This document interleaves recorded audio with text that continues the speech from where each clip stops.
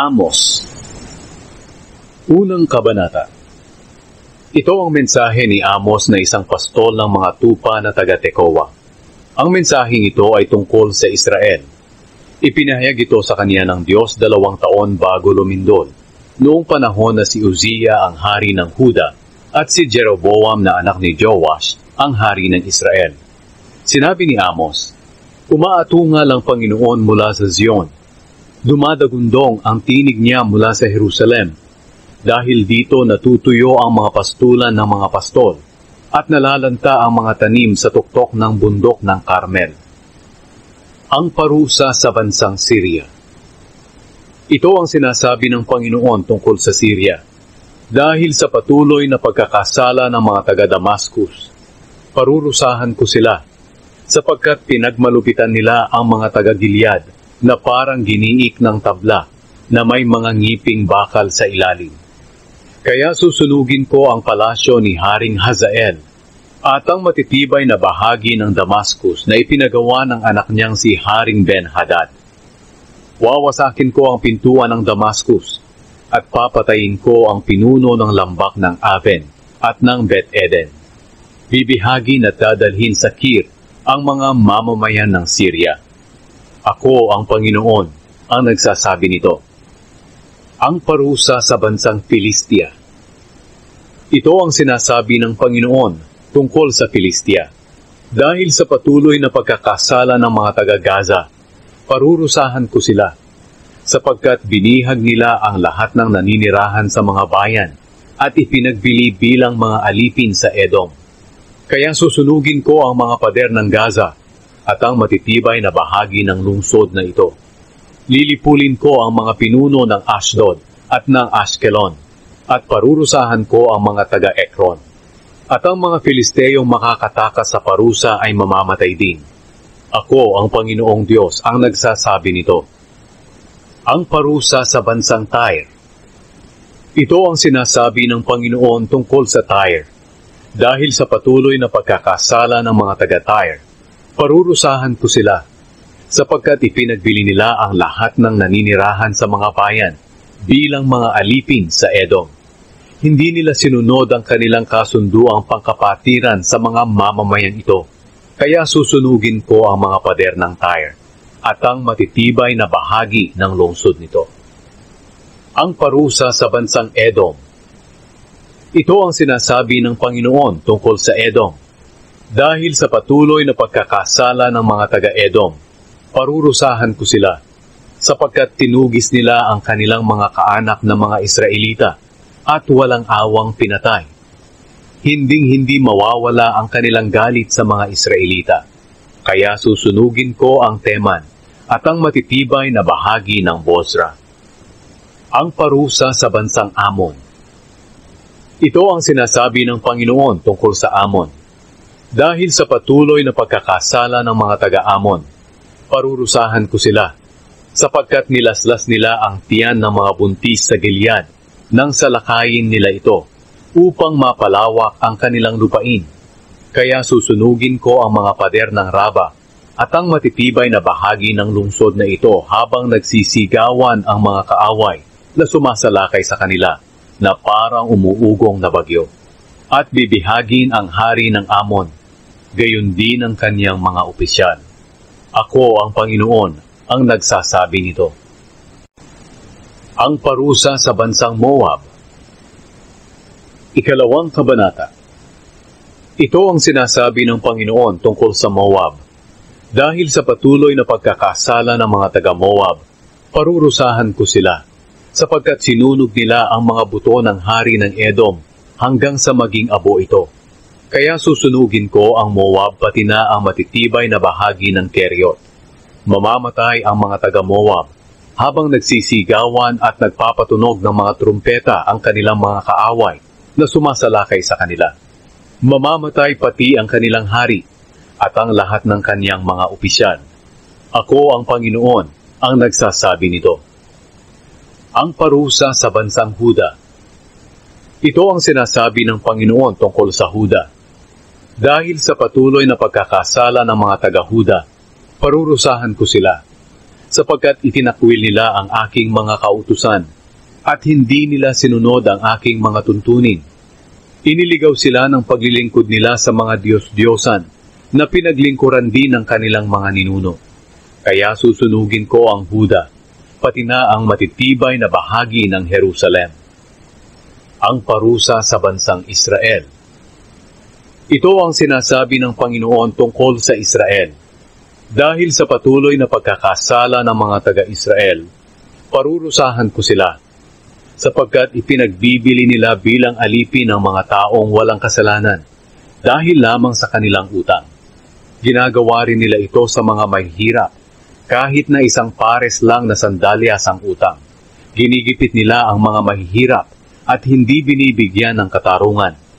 Mayroon sa kanila na mag-amang nakikipagtalik sa iisang babae.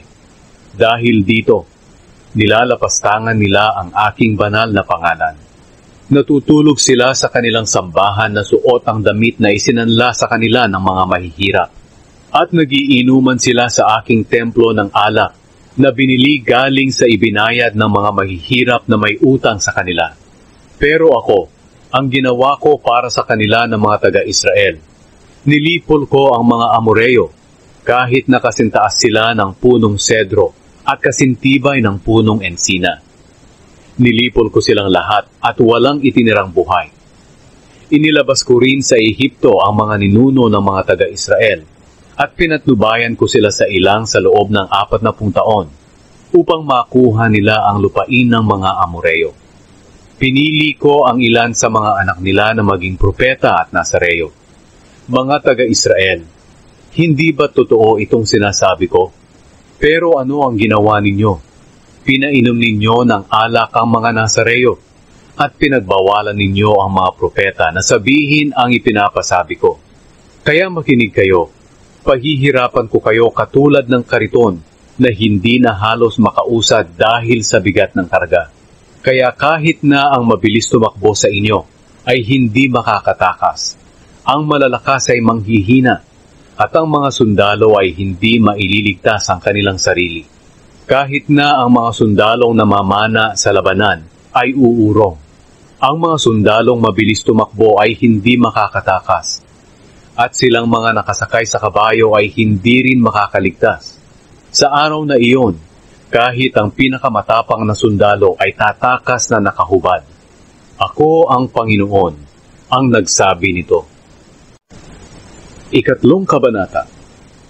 Kayong mga taga-Israel na ang mga ninuno ay inilabas ng Panginoon sa Ehipto. Pakinggan ninyo ang sasabihin niya laban sa inyo. Sa lahat ng bansa sa buong mundo, kayo lamang ang aking pinili na maging mga mamamayan ko. Kaya parurusahan ko kayo dahil sa lahat ng inyong mga kasalanan. Itinalaga ng Diyos ang gawain ng mga propeta. Maaari bang magsama sa paglalakbay ang dalawang tao kung hindi sila magkasundo? Umaatungal ba ang leon sa kagubatan kung wala siyang mabibiktima? Aatungal ba siya sa loob ng kanyang yungib kung wala siyang nahuli? Mahuhuli ba ang ibon kung walang pain na inilagay sa bitag? At iigkas ba ang bitag kung walang nahuli? Hindi ba't nanginginig sa takot ang mga tao sa tuwing patutunugin ang trompeta na nagpapahiwatig na may paparating na kaaway? Mangyayari ba ang kapahamakan sa isang lungsod kung hindi ito pinahintulutan ng Panginoon? Sa katunayan, hindi gumagawa ng anuman ang Panginoong Diyos na hindi muna niya ipinababatid sa kanyang mga lingkod na propeta. Sino ang hindi matatakot kung umaatungal na ang leon? Sino kaya ang hindi magpapahayag ng mensahe ng Panginoong Diyos kung ang Panginoong Diyos na mismo ang nagsasalita sa kanya? Ang hatol ng Diyos sa Samaria. Sabihin ninyo sa mga pinunong nakatira sa matitibay na bahagi ng Ashdod at Ehipto na magtipon sila sa mga burol sa paligid ng Samaria at tingnan nila ang kaguluhang nangyayari sa lungsod na ito at ang panggigipit sa mga mamamayan nito. Sapagkat ito ang sinasabi ng Panginoong Diyos laban sa Samaria. Hindi sila marunong gumawa ng matuwid. Ang matitibay na bahagi ng kanilang lungsod ay puno ng mga bagay na ninakaw at sinamsam. Kaya lulusubin sila ng mga kaaway at gigibain ang kanilang mga kampo. Sasamsamin ng mga kaaway ang mga ari-arian sa matitibay na bahagi ng kanilang lungsod. Ito pa ang sinasabi ng Panginoon. Ang maililigtas lang ng isang pastol sa tupang sinisila ng leon ay maaaring 2 paa o 1 tainga lamang. Ganoon din ang mangyayari sa inyong mga Israelitang nakatira sa Samaria. Wala kayong maililigtas, kundi bahagi na lamang ng inyong magagandang higaan. Sinabi ng Panginoong Diyos, ang Diyos na makapangyarihan. Pakinggan ninyo ang sasabihin ko, at sabihin din ninyo ito sa mga lahi ni Jacob. Sa araw na parusahan ko ang mga taga-Israel dahil sa kanilang mga kasalanan, wawasakin ko ang mga altar sa Betel. Puputulin ko ang sungay ng mga sulok ng altar, at mahuhulog ang mga ito sa lupa. Wawasakin ko ang kanilang mga bahay na pangtaglamig, at ang mga bahay na pangtag-init. Wawasakin ko rin ang kanilang mamahalin at malalaking bahay. Ako ang Panginoon, ang nagsasabi nito. Ika-4 na kabanata. Kayong mga kilalang babae sa Samaria, para kayong mga baka ng Bashan na inaalagaan ng mabuti. Ginigipit ninyo at pinagmamalupitan ang mga mahihirap, at inuutusan pa ninyo ang inyong asawa ng ganito. Kumuha ka ng alak, at mag-inuman tayo. Kaya pakinggan ninyo itong sinasabi ng Panginoong Diyos. Sa aking kabanalan, isinusumpa ko na darating ang araw na bibihagin kayo ng inyong mga kaaway, na gaya ng pagbingwit sa isda. Palalabasin nila kayo sa inyong lungsod, sa pamamagitan ng mga siwang ng inyong gumuhong pader, at dadalhin nila kayo sa lupain ng Harmon. Ako ang Panginoon, ang nagsasabi nito. Kayong mga Israelita, pumunta kayo sa inyong sinasambahan sa Betel at sa Gilgal, at dagdagan pa ninyo ang inyong kasalanan. Magdala kayo ng inyong mga handog bawat umaga, at magdala kayo ng inyong mga ikapu tuwing 3 araw.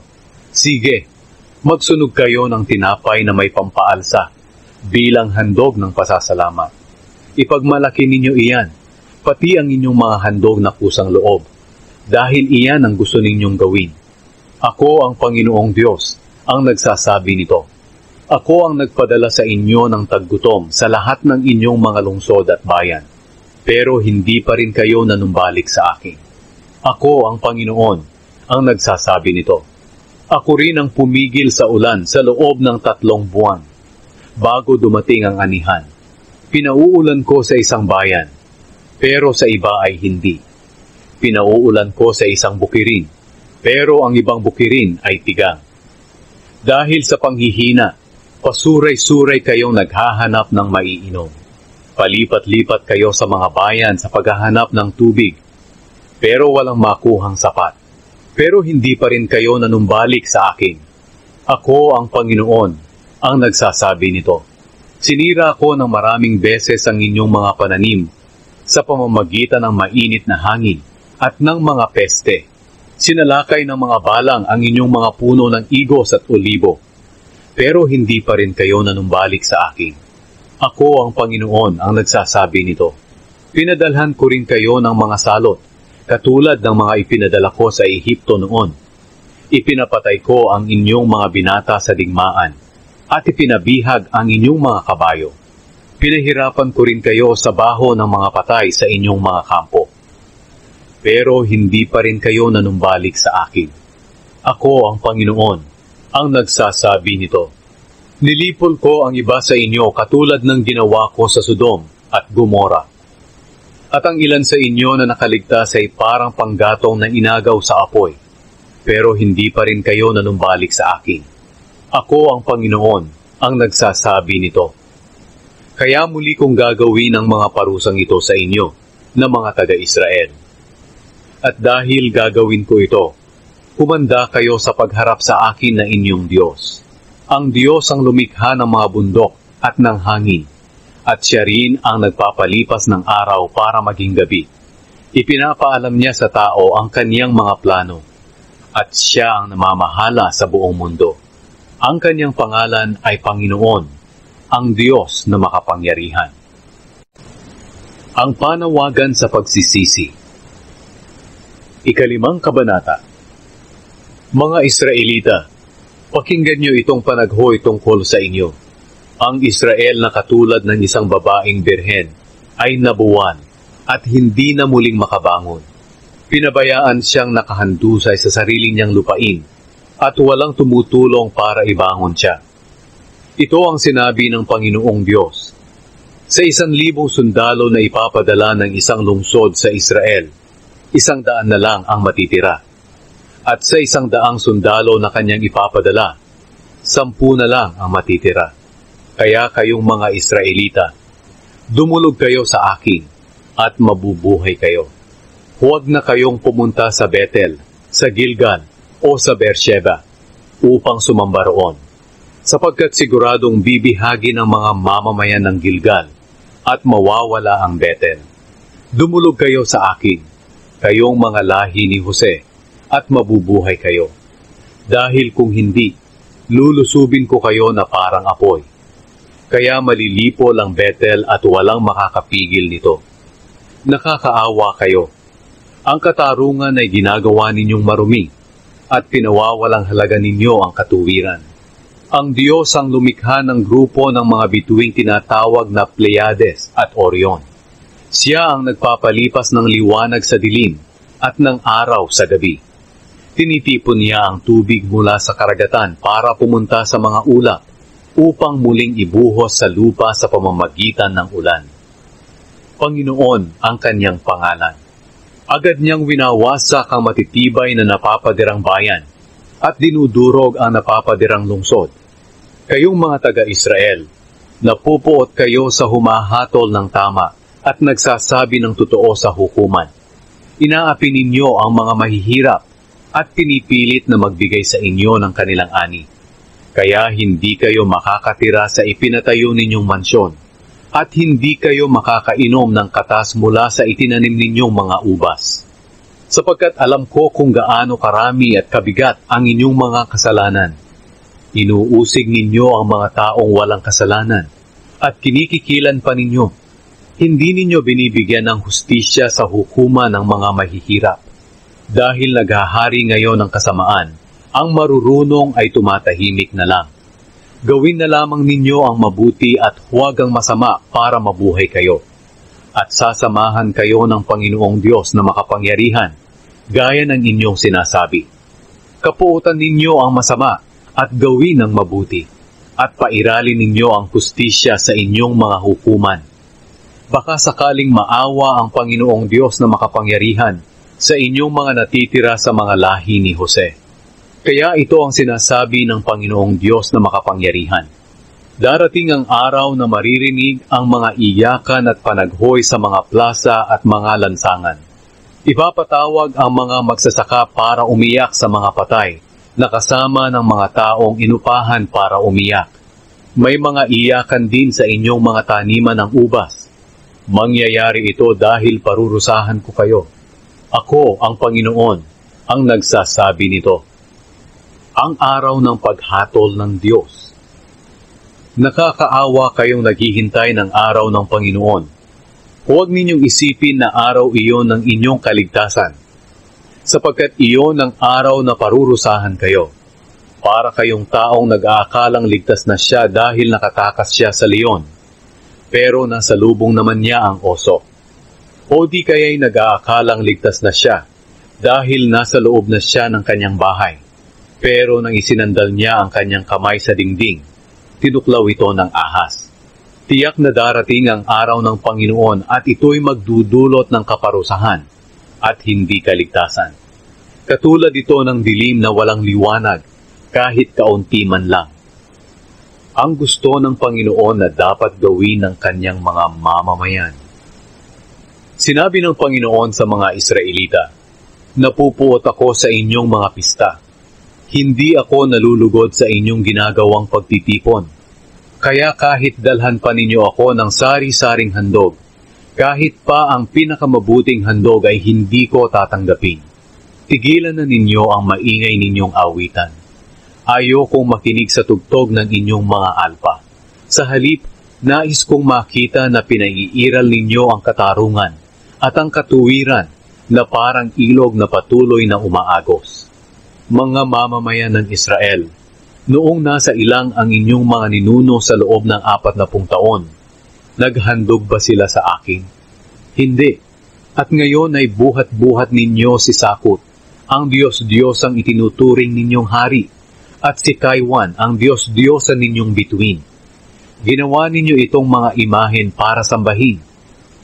Kaya ipapabihag ko kayo at dadalhin sa kabila pa ng Damascus. Ito nga ang sinabi ng Panginoon na tinatawag na Diyos na makapangyarihan.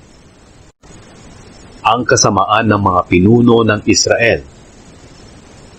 Ika-6 na kabanata. Nakakaawa kayong mga pinuno ng Zion at Samaria na nagpapasarap sa buhay at walang pakialam. Itinuturing ninyo ang inyong mga sarili na mararangal na tao ng nangungunang bansa, at sa inyo lumalapit ang inyong mga mamamayan na nangangailangan. Tingnan ninyo kung ano ang nangyari sa lungsod ng Kalne, ang malaking lungsod ng Hamat, at ang lungsod ng Gat sa Filistia. Mas makapangyarihan ba kayo kaysa sa mga kahariang iyon? Mas malawak ba ang inyong lupain kaysa sa kanila? Kawawa kayong nag-aakala na hindi darating sa inyo ang araw ng pagpaparusa. Dahil sa ginagawa ninyong kasamaan, lalo ninyong pinadadali ang araw na iyon na maghahari ang karahasan. Kawawa kayong mga pahiga-higa lang sa inyong mga mamahaling kama at nagpapakabusog sa masasarap na pagkaing karne ng batang tupa at ng pinatabang duya. Kawawa kayong mga kumakatha ng mga awit habang tumutugtog ng alpa at mahilig tumugtog ng mga tugtugin katulad ni David. Kawawa kayong malalakas uminom ng alak at gumagamit ng mamahaling pabango, pero hindi nagdadalamhati sa sasapiting pagbagsak ng inyong bansa. Kaya kayong mga pinuno ang unang bibihagin at matitigil na ang inyong mga pagpipista at pagwawalang bahala. Kinamumuhian ng Panginoon ang pagmamataas ng Israel. Sumumpa ang Panginoong Diyos, ang Diyos na makapangyarihan. Sinabi niya, kinamumuhian ko ang pagmamataas ng mga lahi ni Jacob at kinasusuklaman ang matitibay na bahagi ng kanilang lungsod. Kaya ipapasakop ko sa kaaway ang kanilang lungsod at ang lahat ng naroroon. Kung may 10 tao na matitira sa isang bahay, lahat sila ay mamamatay. Ang bangkay ng namatay ay kukunin ng kanyang kamag-anak upang sunugin. Tatanungin niya ang nagtatago sa kaloob-looban ng bahay, may kasama ka pa riyan? Kapag sumagot siya ng wala, sasabihin ng nagtanong, tumahimik ka na. Baka mabanggit mo pa ang pangalan ng Panginoon at maparusahan tayo. Ang totoo, kapag ang Panginoon na ang nag-uutos, mawawasak ang lahat ng bahay, malaki man o maliit. Makakatakbo ba ang kabayo sa batuhan? Makakapag-araro ba ang baka roon? Siyempre hindi. Pero binaligtad ninyo ang katarungan para mapahamak ang tao. At ang katarungan ay ginawa ninyong masama. Tuwang-tuwa kayo nang nasakop ninyo ang mga bayan ng Lodebar at Karnaim. At sinasabi ninyo, natalo natin sila sa pamamagitan ng sarili nating kalakasan. Pero ito ang sagot ng Panginoong Diyos na makapangyarihan. Kayong mga mamamayan ng Israel ay ipasasalakay ko sa isang bansa. Pahihirapan nila kayo at sasakupin ang inyong lugar mula Lebo Hamat hanggang sa lampak ng Araba. Ang pangitain ni Amos tungkol sa balang, apoy at hulog. Ika-7 kabanata. Ito ang ipinakita sa akin ng Panginoong Diyos. Nakita kong nagtipon siya ng napakaraming balang. Nangyari ito matapos maibigay sa hari ang kanyang parte mula sa unang ani sa bukid. At nang magsisimula na ang pangalawang ani, nakita kong kinain ng mga balang ang lahat ng tanim at walang natira. Kaya sinabi ko, Panginoong Diyos, nakikiusap po ako na patawarin niyo na ang mga lahi ni Jacob. Paano sila mabubuhay kung parurusahan niyo sila? Mahina po sila at walang kakayahan. Kaya nagbago ang isip ng Panginoon at kanyang sinabi, hindi na mangyayari ang nakita mo. May ipinakita pa ang Panginoong Diyos sa akin. Nakita kong naghahanda siya upang parusahan ang kanyang mga mamamayan sa pamamagitan ng apoy. Pinatuyo ng apoy ang pinanggagalingan ng tubig sa ilalim ng lupa at sinunog ang lahat ng nandoon sa lupain ng Israel. Kaya sinabi ko, Panginoong Diyos, nakikiusap po ako sa inyo na huwag niyong gawin iyan. Paano mabubuhay ang mga lahi ni Jacob kung gagawin niyo po iyan? Mahina po sila at walang kakayahan. Kaya nagbago ang isip ng Panginoon at sinabi niya, hindi na mangyayari ang nakita mo. Ito pa ang ipinakita sa akin ng Panginoong Diyos. Nakita ko ang Panginoon na nakatayo malapit sa pader at may hawak na hulog na ginagamit para malaman kung tuwid ang pagkagawa ng pader.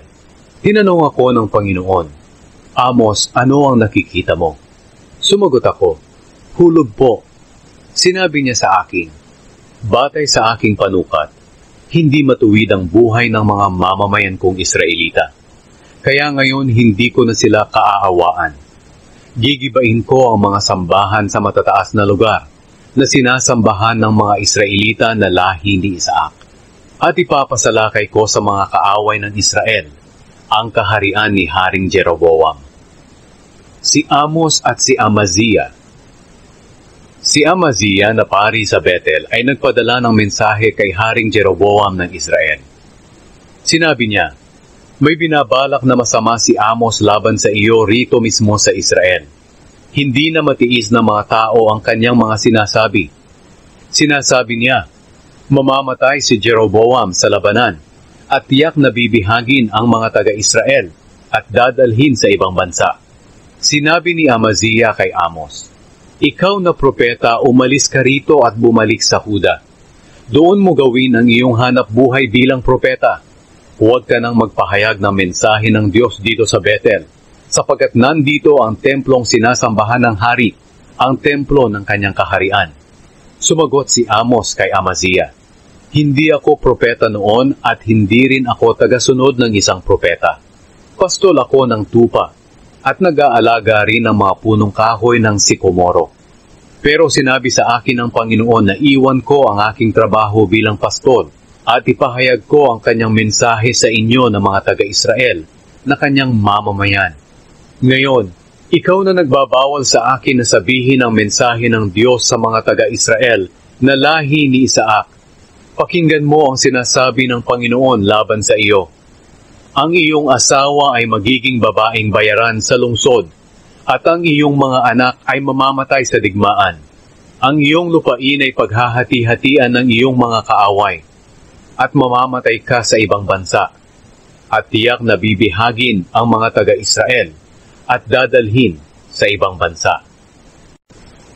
Ang pangitain ni Amos tungkol sa basket ng mga prutas. Ikawalong kabanata. Ito ang ipinakita sa akin ng Panginoong Diyos. Nakita ko ang isang basket na may mga hinog na prutas. Tinanong niya ako, Amos, ano ang nakikita mo? Sumagot ako, isang basket po ng mga hinog na prutas. Sinabi sa akin ng Panginoon, dumating na ang katapusan ng mga mamamayan kong Israelita. Hindi ko na sila kaaawaan. Sa araw na iyon, ang masasayang awitan sa templo ay magiging iyakan dahil kakalat ang patay kahit saan at wala nang maririnig na ingay. Ako ang Panginoong Diyos ang nagsasabi nito. Ang kasalanan ng mga mayayamang Israelita. Makinig kayo, kayong mga nanggigipit sa mga mahihirap at nagtatangkang lipulin sila. Inip na inip kayong matapos ang pista ng pagsisimula ng buwan o araw ng pamamahinga para makapagbenta na kayo ng mga inaning butil at makapandaya sa mga mamimili sa pamamagitan ng inyong madayang timbangan at pantakal ng trigo. Nagmamadali kayong makapagbenta ng mga butil na hinaluan ng ipa para makabili kayo ng taong dukha na ipinagbibiling alipin dahil hindi siya makabayad ng kanyang utang. Kahit ang utang niya ay kasing halaga lamang ng isang pares ng sandalyas. Kaya sumumpa ang Panginoon, ang Diyos na ipinagmamalaki ng mga lahi ni Jacob. Hindi ko makakalimutan ang lahat ng kasamaan na ginawa ninyo. Dahil dito palilindulin ko ang inyong lupain at mag-iiyakan kayo. Yayanigin ko ng husto ang inyong lupain na tulad ng ilog na tumataas kapag may baha at bumababa tulad ng ilog ng Nilo sa Ehipto. Sa araw na iyon palulubugin ko ang araw sa katanghaliang tapat. Kaya didilim ang buong lupain kahit araw pa. Ako ang Panginoong Diyos ang nagsasabi nito. Gagawin kong iyakan ang kasayahan sa inyong pista at ang inyong pag-aawitan ay magiging panaghoy.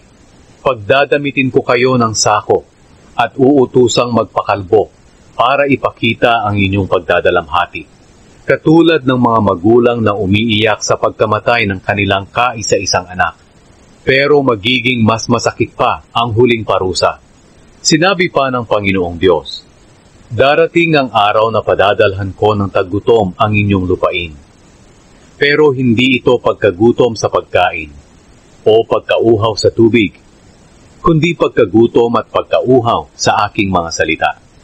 Pagod na kayo sa paghahanap ng mga taong makakapagpahayag sa inyo ng aking salita, pero hindi ninyo matagpuan kahit saan kayo pumunta. Sa araw na iyon na parurusahan ko kayo, kahit na ang inyong magagandang dalaga at ang inyong malalakas na mga binata ay mawawala ng malay dahil sa matinding uhaw. Kayong mga nanunumpa sa ngalan ng mga Diyos-Diyosa ng Samaria, Dan at Beersheba, lilipulin kayo at hindi na makakabangon. Walang makakatakas sa parusa ng Diyos. Ikasyam na kabanata. Sinabi ni Amos, nakita ko ang Panginoon na nakatayo malapit sa altar at sinabi niya, hampasin mo ang itaas na bahagi ng mga haligi ng templo upang mawasak ang bubong at nang mabagsakan ng mga tao. Ang matitirang buhay ay mamamatay sa digmaan. Wala ni isa mang makakatakas o makakaligtas. Kahit magtago pa sila sa ilalim ng lupa, sa lugar ng mga patay, kukunin ko pa rin sila. Kahit na umakyat pa sila sa langit, hihilahin ko pa rin sila pababa. Kahit magtago pa sila sa tuktok ng bundok ng Carmel, hahanapin ko sila roon at huhulihin. Magtago man sila sa kalaliman ng dagat, uutusan ko ang ahas na tuklawin sila. Kahit na bihagin sila ng kanilang mga kaaway, ipapapatay ko pa rin sila. Dahil desidido na akong lipulin sila at huwag ng tulungan. Kapag hinipo ng Panginoong Diyos na makapangyarihan ng lupa, mayayanig ito at mag-iiyakan ang lahat ng naninirahan dito. Ang pagyanig nito ay parang pagtaas at pagbaba ng tubig sa ilog ng Nilo sa Ehipto. Ang Diyos ang gumawa ng kanyang sariling tirahan sa langit, at siya ang gumawa ng kalawakan sa itaas ng lupa. Siya rin ang nag-iipon ng tubig dagat sa mga alapaap, at pinauulan ito sa lupa. Ang pangalan niya ay Panginoon. Sinabi ng Panginoon, ang turing ko sa inyo ng mga taga-Israel ay katulad lang sa mga taga-Ethiopia. Totoong inilabas ko kayo sa Ehipto, pero inilabas ko rin ang mga Filisteo sa Kaftor, at ang mga Arameo sa Kir. Ako ang Panginoong Diyos ay nagmamanman sa inyong makasalanang kaharian. At lilipulin ko kayo hanggang sa mawala kayo ng lubusan sa mundo. Pero may ilang matitira sa inyo na mga lahi ni Jacob. Ako ang Panginoon ang nagsasabi nito. Tingnan ninyo, mag-uutos na ako. Sasalain ko kayong mga mamamayan ng Israel, kasama ng lahat ng bansa, tulad ng pagsala sa mga butil. At kung paanong hindi nakakalusot ang maliliit na bato sa salaan, hindi rin makakalusot sa akin ang masasama sa inyo, kundi mamamatay silang lahat sa digmaan. Silang mga nagsasabi na wala raw masamang mangyayari sa kanila. Muling itatayo ang Israel.